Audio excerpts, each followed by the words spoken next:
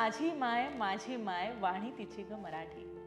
माझी माय वाणी तिची ग मराठी। कुणी म्हणती ग घाटी, कुणी म्हणती मराठी।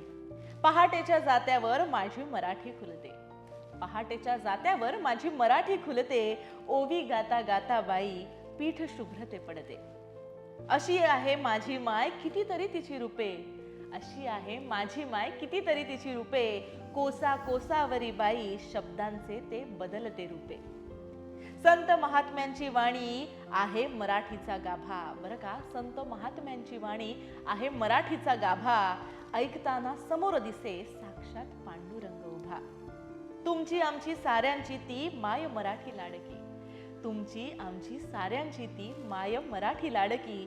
एका शब्दाचे ते होती मराठीत अर्थ किती।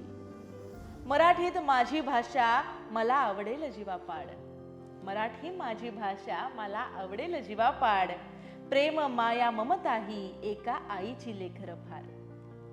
लळा साऱ्यांनाच लावते मराठीची अमृतवाणी, लळा साऱ्यांना लावते मराठीची अमृतवाणी। अंगाई गीते आणि कवितांची सुमधुर अशी ही वाणी। शोभून दिसती तिला स्वरांचे ते अलंकार, बरं का। शोभून दिसती तिला स्वरांचे ते अलंकार।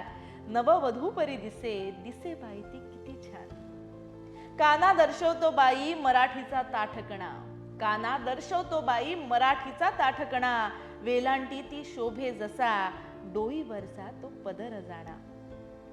शब्दावरी टिंब शोभे नारीच्या माथीचा टिळा, शब्दावरी टिंब शोभे नारीच्या माथीचा टिळा।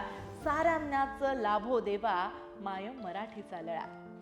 माझ्या मराठी मातीचा लावणी माथी टिळा, माझ्या मराठी मातीचा लावणी माथी टिळा। ओरडून सांगू जगा सारे मराठीतच बोला, सारे मराठीतच बोला। तर मंडळी, शशिकला देवकर यांची ही कविता आहे आणि या कवितेमध्ये मराठीचं खूप सुंदर असं वर्णन केलंय। मराठीच्या शब्दांचं सौंदर्य यामधनं दिसतं, व्याकरणाचं महत्त्व यामध्ये दिसतं।